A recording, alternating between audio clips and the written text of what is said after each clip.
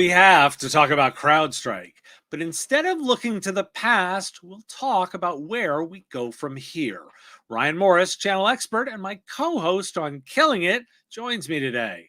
Welcome to the Business of Tech Lounge, the live version of the Business of Tech podcast. It's Wednesday, July 24th, 2024. And I'm Dave Sobel.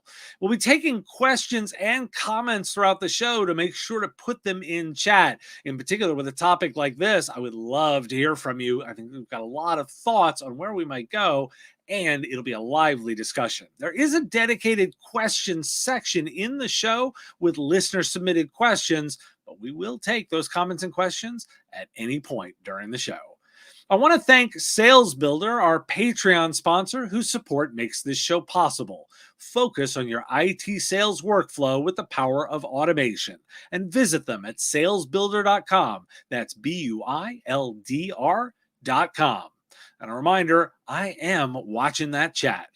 So let's dive into our top story. We have to talk about the CrowdStrike incident, not because we want to spend a lot of time on the history. I already covered that on Monday. But for those that might not have known, those 78 minutes where an update from CrowdStrike was out in the wild and it took over 8.5 million PCs caused one of the largest IT outages we've ever seen.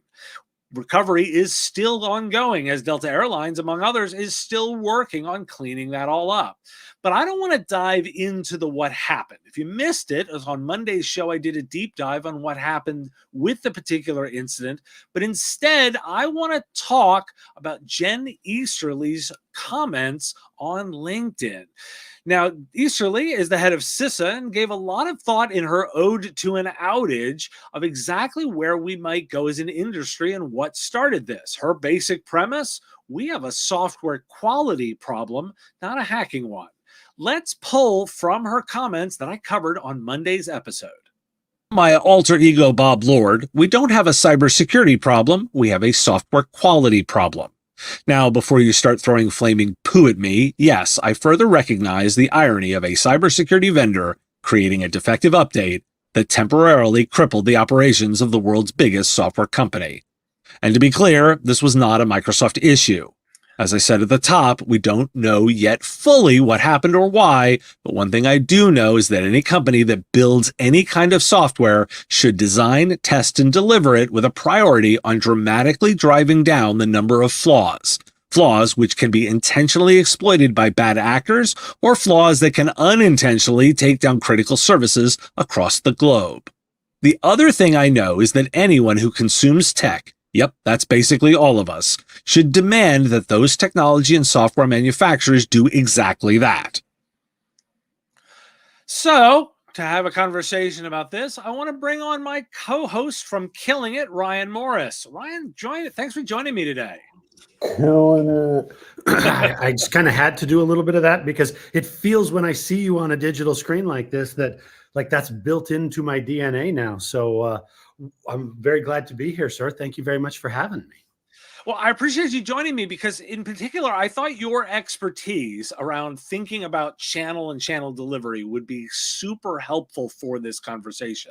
One of the things that I kind of want to start with a basic idea. If we're talking about software quality, and we're thinking about the level of quality that's coming out of manufacturers, and if IT service providers, MSPs, whatever we want to talk about, are the delivery mechanisms for that, they don't actually control the software. How much control do you think MSPs and channel companies really have over the quality? You know what? That's a really good question because it gets to the heart of why would somebody agree to be in business with me? If I am a technology vendor, I try to recruit partners. I try to sell through partners. I try to get them to take my products to market that will benefit them and it will benefit me, right? We've asked that question extensively in research and really tried to get down to the heart of the issue. Why would an independent company that could choose to work with any vendor, why would they choose to work with you? There's a lot of people who gut level, they think, well, because I have the best technology. Right? Cutting edge, most advanced, feature function rich. I have the best solution. That's why people work with me. That is absolutely not true. The number one reason why a channel partner would agree to work with a vendor is that the software or technology, whatever it is that they are getting into business with, does what it promises it will do reliably and professionally without the risk of embarrassing me with my install base as the channel partner, right? I cannot tolerate bleeding edge technology that I will deploy in my install base, especially as an MSP with a fixed cost contract agreement with those end users. I can't bring in unproven things. I can't bring in the latest, most advanced capabilities and just drop a pebble in the pond and see what happens with the ripples. That's malpractice, right? You just can't do that. Don't embarrass me with my customers. That's the very first thing that we have to do. I believe that speaks to the quality of the product and to the support that is available for the people in the channel who take our technologies to market as vendors. If you cannot build a perfect product, I fully admit that's not possible, right? I get it. This is why we all have jobs in the channel. Technology is not perfect and never will be perfect. But if you can't do that, then you must provide the downstream capabilities to react and recover as effectively as possible. That's what we should expect. That's, I will call that the channel partners bill of rights. You deserve partners who will build good product, support it extensively, and accelerate your access as the channel partner to escalated levels of support. If we can't count on that from a vendor, doesn't matter how cool their software is, doesn't matter what the margins on it are, doesn't matter how broadly distributed.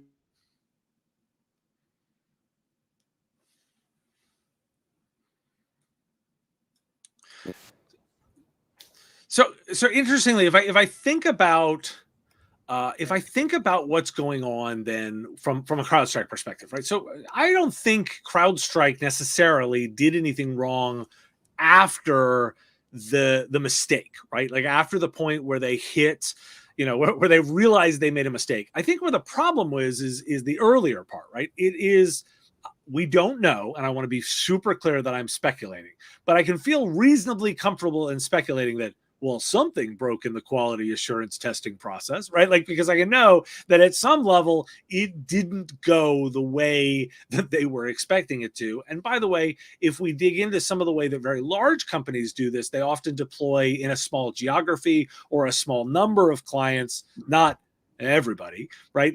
So that we can definitely recognize that there is an issue there from a delivery of quality perspective. Let's talk sort of industry wide. What can we do industry wide to focus on quality here and get better visibility into that? Because if I'm a channel partner and I'm working with CrowdStrike, I don't know how their QA process works. I don't get visibility into that until it breaks. Like, is there a technique from it? Let's start industry wise before we get to individual provider. Is there something as an industry we can do here to make this to increase quality here? You know what? Yeah, that you're exactly right. It has to begin at the industry level because you and I, we can tilt at windmills all day long about what my issues are as an individual provider, and a very large globally distributed company, they're not going to change for my request, right? It has to begin at the industry level. And I am really glad you brought up the Jen Easterly commentary on this, because she says something in there that I agree with very passionately. Security by design or quality by design, right? A pledge from an industry perspective that says it's not cool when you make a software product and then offload the QA and testing and support costs onto the customer or onto the channel. I believe that is industry malpractice for a vendor to sell a product that is not ready for prime time. Now, I get why they do. It's faster to market. We don't want to be the last one to take advantage of this. It's less expensive. It's less overhead and operating expense for me as the vendor. I get why it happens, but it's not acceptable. I think that as an industry, we need to take a step back from bring the fastest to market with the most features with the lowest cost. And that whole, you want it now, you want it fast, you want it great quality, you want a great price. And we always say you can have two, but you can't have all three of those points of the value conversation. As an industry, we've been lying to ourselves saying, no, you can get it fast and quality and cheap. You can have everything you want. No, you can't. And let's be honest about that. So I think that initiatives like the idea of secure by design, quality by design, I think that holistically, we all need to buy into that and begin to push back on vendors who say, well, I make the product and then you just make sure it works. No, the value chain is an interdependent ecosystem. If one part of it gets sick, everybody pays a price. If the vendor sells substandard technology and passes along the responsibility to the MSP or the partner channel, and then the partner channel has to fix it without additional compensation, with they're shouldering all the risk for radically lower margins in that conversation, that's not healthy and it can't sustain. And if you don't fix it, channel partners either drop you or they go out of business because they've had a risk realization, or they just can't make enough money to shoulder all of that responsibility. At which point everybody thinks, oh, that's sad for the channel partner, they paid the price. Yeah, but I've been a vendor for very many years, and if my partners go away for any reason, without forewarning, without my ability to shift and reallocate that coverage to another participant, by definition, I pay the price as the vendor, right? I'm not isolated from that sickness. I pay the price because I just got diminished capacity. Some of my customers are left uncovered, and I'm the one who's going to suffer the brand impact for that lack of coverage in the marketplace. So I believe we start there as an industry and we say, let's be good to each other. Mutually beneficial ecosystems will make everybody more money. We start there. And then let's have a scorecard. Let's have, you and I, we've grown up in a world of magic quadrants and waves and all of these different ways of measuring the quality of a vendor offering. You notice how most of that is pre-market, right? It's, do you have the best technology and do you have the ability to execute on developing and delivering that technology? Do you notice how those things don't include aftermarket? That's not okay. Like that's just not acceptable. And in fact, this is where I want to ask you. So you're somebody that spends a lot of time advising channel companies on the way to go to market. And I, so I'm going to say I'm out of that side of the game long enough as just an independent analyst to say, look, I can see the actual opportunity here for a couple of channel vendors. The channel vendor that says, you know what, we're not going to just leave you hanging. We're actually going to assume some non-zero responsibility in terms of labor restoration, that we will help you and guarantee at some level, not just the like, oh, we might give you a month's credit or something along those lines, but we're actually going to say, in the event of outage, we're going to stand with you with some warranty, right? We may not be able to make you whole, but we'll invest in you. We make a mistake, we're going to help you with some monetary credit. Are you ready to advise channel businesses, the vendor side, that this is a competitive advantage? Am I right in highlighting that, like, there are some vendors here that could move to make a real difference with an insurance style approach? You are 100% correct in that strategy. Think about it. If I raise my expectations, right, my advice to the channel community is to have higher expectations of the vendor partners that you get into business with, and insist that they demonstrate their quality assurance to you, and insist that they convince you that if and when something goes wrong, this is the way that we will handle it, and we will make sure that you will be okay. If in the process of that conversation, a vendor says, you know what, I'm not willing to warranty my solution to the extent that I will make you whole if and when things go wrong, my inevitable reaction to that is, so apparently you are afraid that something serious is going to go wrong and that the implications of that are going to be big and you don't want to shoulder the expense. You know what? Thank you very much for telling me you don't have confidence in your own product. I wouldn't have confidence in it if you don't either, right? I believe that that is a phenomenal opportunity for distinguishing. Don't tell me you've got 3 more features. Don't tell me that you've got a special pricing promotion for the month of May. Don't tell me that our brand is the biggest and the best and customers are clamoring to buy my solution. Tell me we are in this together.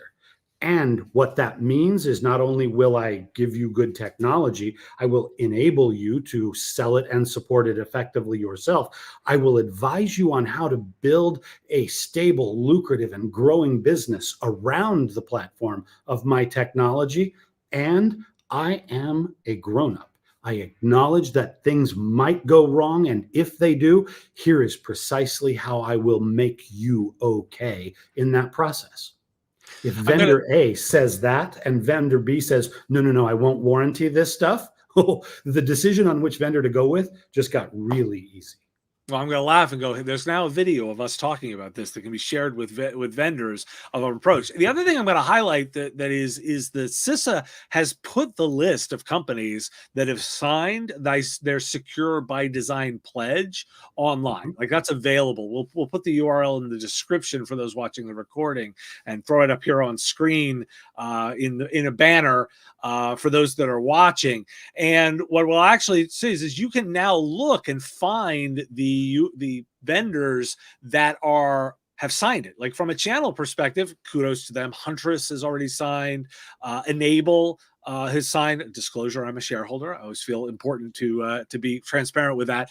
There's only a handful of channel companies that have actually signed the Secure by Design pledge. Yep. Brian, I'm going to sort of ask, so we've talked a lot from an industry, like a wide industry perspective, but a lot of our listeners, people listening to the show right now are, smaller or mid-sized organizations that we consider themselves a channel company or an MSP, someone that's designing that. And you alluded to it right at the beginning. A big multinational company is not going to change their policy for that solution provider. What can that solution provider do in the short term, in your opinion, to zig while others are zagging right now? And what can they do differently based on this quality problem? That's a great question. And I'm going to admit that my answer is going to sound like I'm putting extra work on your shoulders, because a little bit that's true. The old adage, always be closing, always be evolving is the thing.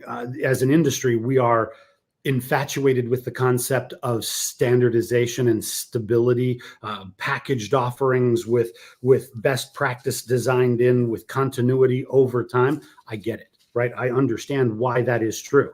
But the minute you stop evaluating where you could push the edges of your current offering, where you might improve in the margins, where you might get a little bit better at the offering you do, the minute you stop doing that is the minute you volunteer to be a dinosaur in your own industry.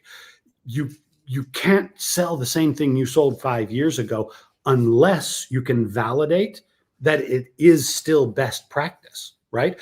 And God bless them. There are some vendors who year after year after year continue to lead the way, and they are indeed still best practice in their category. Kudos. That's great. But don't assume, don't hope that that's going to be true. Always be researching and testing out the vendors that you might swap in and out of your packaged offering. What we have to do is to admit, you and I don't sell dot matrix printers anymore. You and I don't sell 2001 versions of systems admin software. You and I, what was best in class at one point is not permanent. And in order to acknowledge that and live within that, you and I did a project years ago where we argued for one of the fundamental principles of remaining perpetually relevant, which is the idea that I refer to as argue in the alternative. And what I mean by that is argue against your own brand offering. Be your own competitor and say, what are your weaknesses and why would a customer not choose you? And what is the gray area that you haven't yet fully solved for your customers? If you're the one challenging yourself like that, you're going to find out what's a problem before it's embarrassing in front of a customer or causes a loss to a competitor. You got to research the alternatives. You have to test your own offering. And then you have to be willing to do the change management, even though we all cringe at that concept, right? Unplugging vendor A and replacing them with vendor B at any component level of the stack that we all baked our cake 100 years ago, right? And we don't want to mess with the recipe. Yeah, except that it's going to get stale eventually unless you are conscientiously proving that it is still best in class. So in addition to just operating your business and working with the vendors you're currently in business with to ensure that you have the best deployment and the best support mechanisms, you must also actually do the things that would justify when you want to actually make a change, and then be very good at onboarding that new vendor, doing the two systems in parallel to verify that they are stable, doing a cutover process that minimizes disruption and risk potential for your customers. Like I guarantee there's half of the audience that will listen to this that just literally broke out in a sweat when I described that, right? Like that's the way we used to do things. And as MSPs, we said to ourselves, we don't need to do that because we have standardization and stabilization. Until you leave it for just a little too long, and then it becomes yesterday's news and it smells like fish, and you can't rest on your laurels. Well, implied in what you just said is something that I want to call out explicitly. And in some cases, that's removal of vendors. I think that oftentimes too many solution providers are leaning into having everything, must have as many solutions as possible. And one of the things I've been thinking about a lot in terms of you brought up kind of cake and cooking. I want to actually refer to beer making for a moment here. And there's a reason why the Germans have purity laws, right? That there are only 4 ingredients in beer, is because if you make it overly complicated, it will ruin the batch, and you can dilute it, or in our case, from a technology perspective, introduce other risks that are not necessarily ones that are worth bringing in. I've been thinking a lot about the particularly when we talk about cybersecurity. Oftentimes I say it, and I want to say it a little bit differently this time, is simplicity is good, right? Being really great at backup and disaster recovery and having a good incident plan might just mean literally having a really good backup tool and not a lot else, right? And then you may lean into multi-factor authentication and good training and not a million other tools. And you might decide to be really good at just a few things and keep your recipe very, very simple because you've also not introduced a whole bunch of things. I'm not meaning to knock on CrowdStrike here.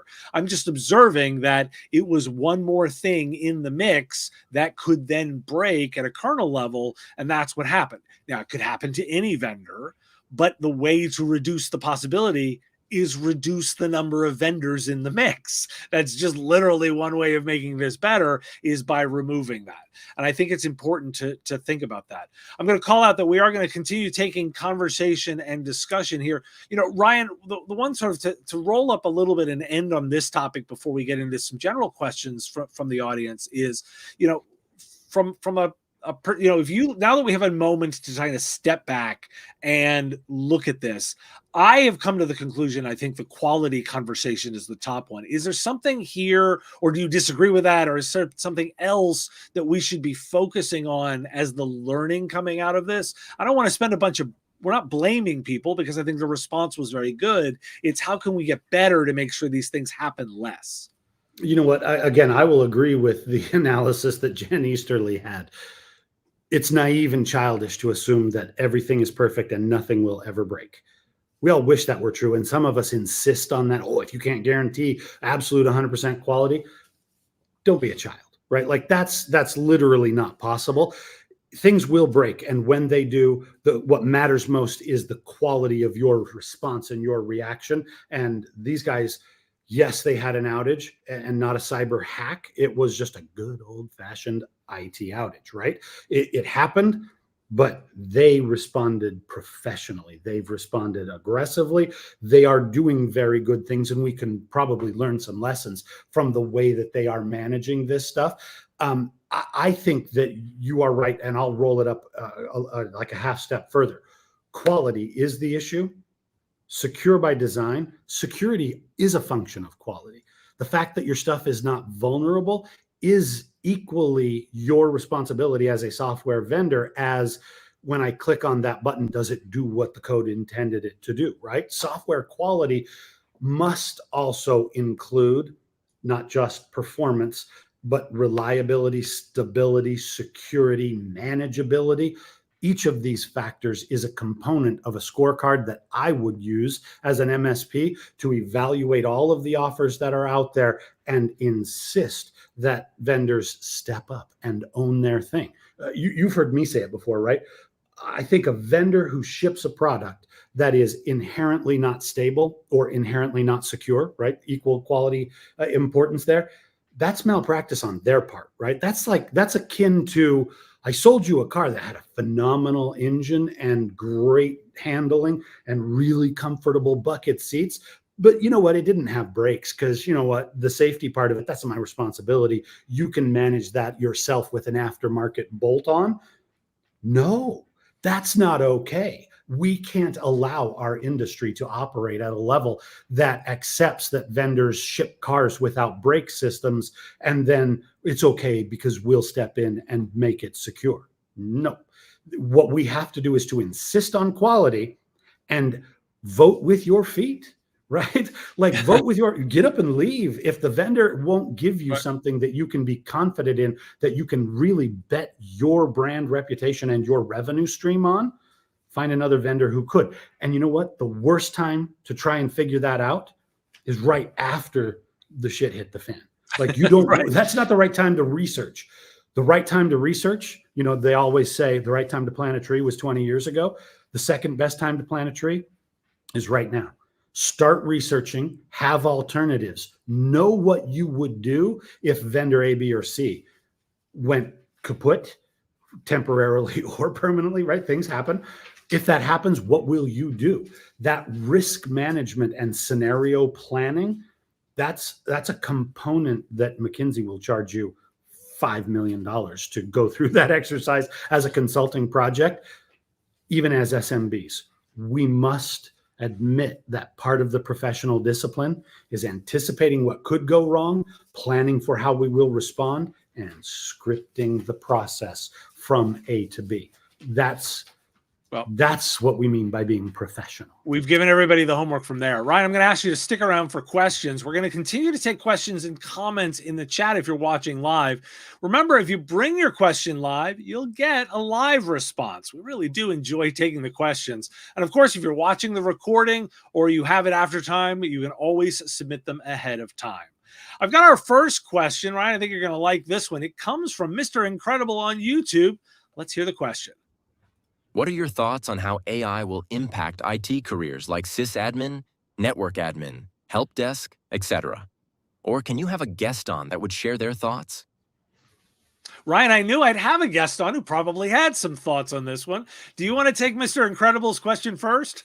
Yeah, absolutely. I 6 months ago, literally 6 months ago, the world had a conniption fit and said, oh no, AI will eliminate the need for software developers. It will eliminate the need for help desk. It will eliminate the need for a lot of the jobs that we do. That's really over-promising and under-delivering for what is essentially literally like a Gen 1.3 product offering. I know they call it 4.0, right? But it is still Gen 1.3 of the technology evolution. It's a tool. It will not replace strategy. It will not replace the understanding of a customer environment. It will not replace the interpersonal characteristics of trust and credibility. It will not eliminate the intuition, or as the smart people say, the heuristics of being able to intuit like, ooh, this seems like a different situation than what it might look like on the surface. So I need to respond differently. I believe help desk, FAQs exist, right? Like they always have. And if you can use AI to make your FAQs more searchable and interactive, cool. That you're going to raise the bar on what is automatable, that's great.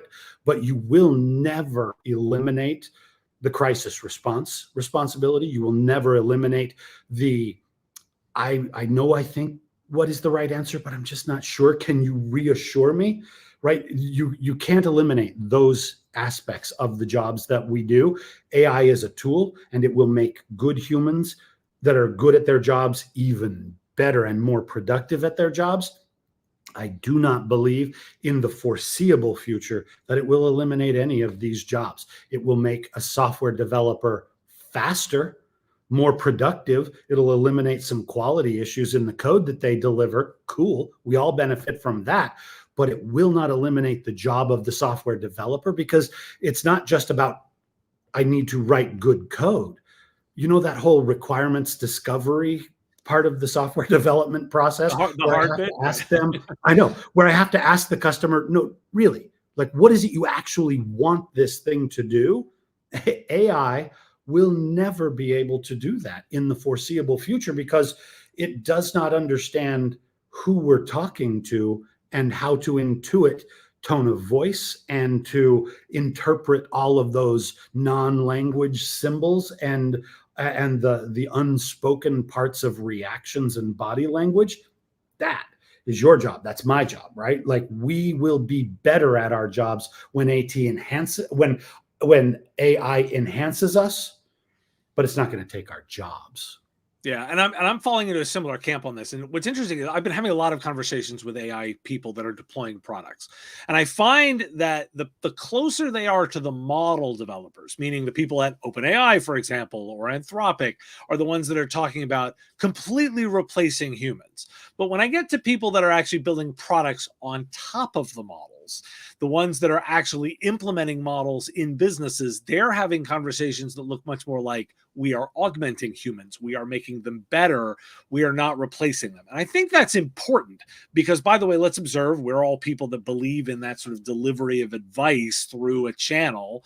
If you believe in that model, which most of us do, and history has proven us to be right, we will find then that those people are too far separated from customers to understand the way technology works in the field in actual production. So for Mr. Incredible, specifically to answer your question, how do I think it's going to impact it? I think it's going to make great engineers, network designers, network help desk people. It's going to make great ones even better. It's going to make average ones better, and it's going to increase the on-ramp for those that are less skilled to get to average. Now, we will need to continue to invest in those non-skilled people as they become average. They will need to understand critical thinking better, but then that is also a good opportunity for senior people to be mentoring and coaching and working with junior ones. So I look at this and say, it seems all like good opportunity, but not to worry about replacement. Well, and think about it like this. Every technology, from the steam engine to the wheel to the inclined plane, right? Every technology that has ever been invented and deployed by humankind was feared in the beginning, because it was going to eliminate human jobs and responsibilities. But what happened in the end was it allowed the people who have that responsibility to be more productive, get more done with the same amount of effort and resource, and to focus on what's new, what's next, what's even more valuable. And it's exactly what you say. What's more valuable is the human dynamic, and that's just not something that we have figured out how to program into software. Can it happen at some point in the future? Sure. I'm a technology optimist. I believe technology will do phenomenal things that we can't yet imagine, but not in your career time frame, right? Like, not mine, not yours. What it will be is a tool that makes us better. But you know what? If you have a tool and you just deploy it and you don't know how to use it effectively, you've heard me say this before, right? My old example is, you give me the world's best table saw, and I'm less likely to use that very sophisticated implement to make you some heirloom quality furniture than I am to cut off my own thumbs, right? Because I don't know how to use that tool. That's not what I do. AI is exactly the same thing. Do not expect it to do your job. Be a conscientious adopter and a professional at using that tool. It'll make you better. But if you assume I can just replace a person with that tool and it'll be good enough, you know what? Just tell me who your customers are, because I'd like to follow up and maybe have a customer support conversation, and Well, and Ryan, maybe I'm unhook not your giving you a table customers. saw. I won't give you a table saw. So, so I think we covered that one. I want to address a trio of questions from YouTube. This time I'm going to paraphrase them a little bit, because Not Sure 7874 asked 3 targeted questions about my "if I was starting an MSP" video, and I wanted to address them.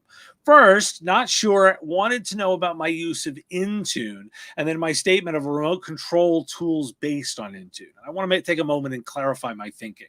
When I'm talking about building when I was thinking about the solution, if I was building an MSP today, and where would I base my tool is I would base my technology around Intune, and I would use them as my RMM. And my thinking is that if there are other tools that I decide I need in the business, they have to be compatible with Intune. I'm not necessarily saying you must include other tools. What I'm saying is a prerequisite of adding tools is that they must be compatible with the solution Intune that I have selected for this. So that's where I'm thinking is I'm not necessarily saying you definitely need more tools. What I'm saying is, if I decide I need more tools as the business evolves, they must be compatible with Intune. Also, I made a comment in the video about blocking competitors by offering infrastructure services. In this case, I don't mean technically block them. Not Sure took this to mean in Intune specifically. No, absolutely not. Microsoft is very explicit that you can't block people. You can't take them from allowing them to move to another client. What I'm saying is that I would make sure my new modern solution provider, where, remember, my premise is that I'm going to work very heavily in the productivity stack, I'm going to make sure that I offer infrastructure services. And if I don't want to build those out, and likely me, Dave Sobel, does not want to do so, I'm going to bring in a partner, another MSP that wants that work. Or with some of my more modern thinking on this is I would bring in a distributor as part of this. If you watch my future of distribution video, I've got a whole section on using how I would bring in distributors to fill the holes in my offering. This is the way that I would do that. And finally, the third question Not Sure asked me was about wanting Zapier integration. I want to say that first off, I was using Zapier as an example. I tend to like Zapier. I use it in my own business as an integration platform. But the key is that I'm selecting tools that have modern API-driven interfaces. One of the things that we see in a lot of older tools is that it is not something that is easy to link with APIs. I was talking with a guest just this week, and we mentioned the idea of working with line of business applications. For example, there's a lot of EMR and dental practice ones for dentists. And what we want to make sure is that we can get to the data contained within that. But most legacy solutions don't have really good APIs that allow us to pull that data. And so what we're looking for in modern solutions as much as possible is that we're looking for those API-driven ones that allow us to extract data and then do things with it. Particularly in our own business as an MSP solution provider, we're going to run our own business on ones that are very modern. Now, I want to make one last statement about this. I want to emphasize that I, Dave Sobel, in my role as host of the Business of Tech, do not spend a lot of time reviewing and selecting technical tools.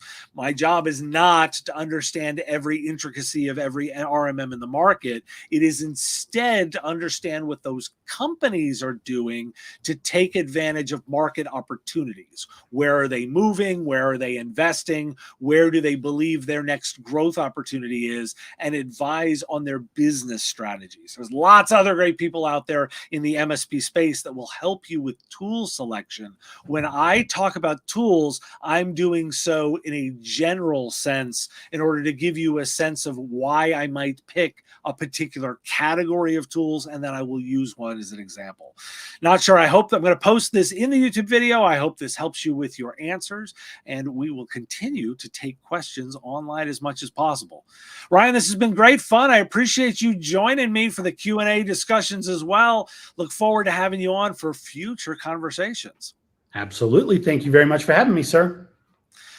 Well, Srini Kushik of Rackspace is my guest on this coming weekend's episode. In the interview, we dive into why sustainability matters. But in this clip, which I think is relevant to our conversation today, he talks about the AI framework that Rackspace uses.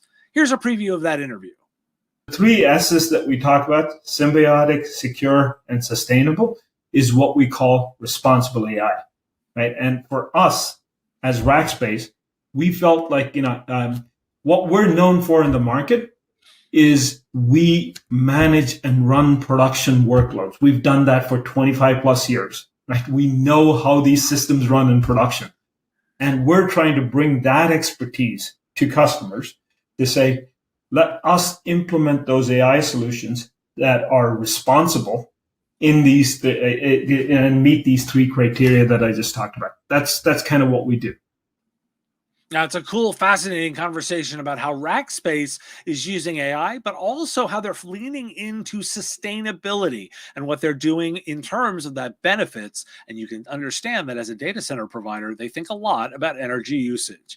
Now, my Patreon supporters already have this video. If you want to listen to it now, you can support the show at patreon.com/MSP Radio and get access to that video right now and all my interview episodes early. It'll drop on the weekend on YouTube and the podcast feed. If you're interested, I encourage you to go listen to it. Now, I want to thank Sales Builder, who's our Patreon sponsor, whose support makes this show possible.